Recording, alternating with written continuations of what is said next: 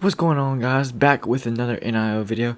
In this video we're going to discuss what's happening with NIO after earnings, where you should get in, if you should sell your position if you're already in it, or if you should even buy NIO. So let's get right to the chart, but before we do that, I would like to remind you that we do have a free Discord server. If you're interested in joining our free Discord server, make sure to click the link in the description below. I post things such as the different option contracts I am, and we just have this community where we post charts and things of that nature. So if you want to join, once again, hit the link in the description below and we'll be glad to have you. Thank you. Alright guys, so here we are post earnings reaction. Let's head down to the 15-minute time frame. So this morning we pretty much gapped down and then we hit lows of 42.41. So if you were able to get in that price point, congratulations, that was a good price to get into. But with the overall trend, NIO is still in this kind of downtrend and we've been consolidating.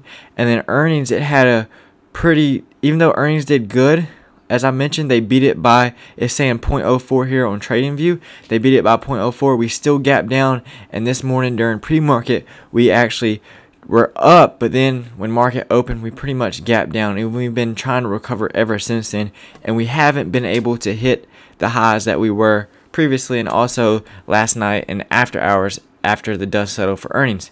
So going into today, we've been pretty much in recovery mode, and we have been in this uptrend ever since market open, but we haven't been able to get above the highs of what we were actually yesterday and this morning.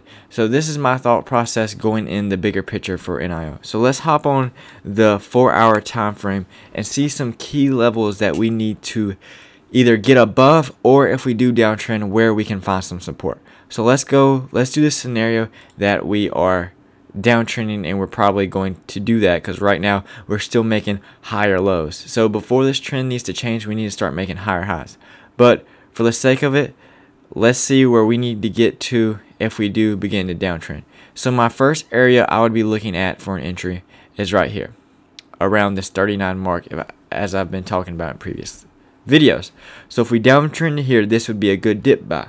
Now let's say that we just have a red day and we go right through this support right here. The next level I would be looking at for an entry is along this area right here. So if we blow through that, my next stop would be $35. Now if we blow through that, the point where I'd be buying no matter what happened would be at this range right here. I would buy NIO at the $28 range no matter what happens. If we come straight screaming down, I would buy that rain or shine. Now let's do the bullish case scenario. So we want NIO to trend up. Well, we are having this little triangle play, pennant play, however you want to call it, right here.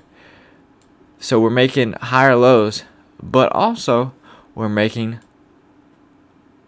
higher lows, but we're also making lower highs. So this is where this triangle play comes, or you can call it a pennant. We're making higher lows and higher highs. So either it's going to give to the upside or it's going to give to the downside. Now if I was playing this to the upside, I would have my stops pretty wide. I'd have it right below this wick right here, so 42.36. So I'd give it some type of room. If I was playing it to the upside, in order for me to be bullish, I would like for it to get above this price range right here. So if we can get above the 48.58, then I would say we're heading back into bullish territory. Now that could be if we gapped up in the morning, or if we just have a rocking day and we just continue that uptrend. Now if we do get above this, I would like to see some sort of little pullback to this support area. Then we can talk about all-time highs again. But once again, all-time highs is at 54.12. Now let's see how you would structure. Now let's say the scenario you want to get in right now because you just want to get in. Now let's structure our trade. So we get in right around this area, and our take profit would be back here at all-time highs. Now where would your stop be at? Now this depends on how much you want to risk. My stop loss would be fairly tight, and I would stop out right at the 43.51. So this is how my trade would be structured. Now you need to do this for every trade that you take, no matter if it's NIO or any trade that you are taking. You need to have a plan, like I talked about in previous videos. Have a stop loss, have a take profit, so you know you can visualize and see it. This is how I would structure my trade. Now if I was being patient and I waited and I could wait, then I would honestly get in down here and that's probably the likely scenario. You're probably going to get a deeper pullback just because we've had this parabolic move upwards over the last couple of months. So some type of pullback down to this 39 range, and even a 35 range would be good for the stock in the long term. But short term, if you're trading this, I'd keep your stop losses tight just because it could push down. You know, we could have some type of news, or we could just have a really red day. Banks unload their shares. But for the long term, based off of their earnings report, I think this is going to be a good stock to invest in. Now, if you enjoyed this video, make sure to like, comment, and subscribe, and I'll be posting more videos related to NIO and also the whole EV sector as a whole. Thank you once again, and I'll see y'all in the next video.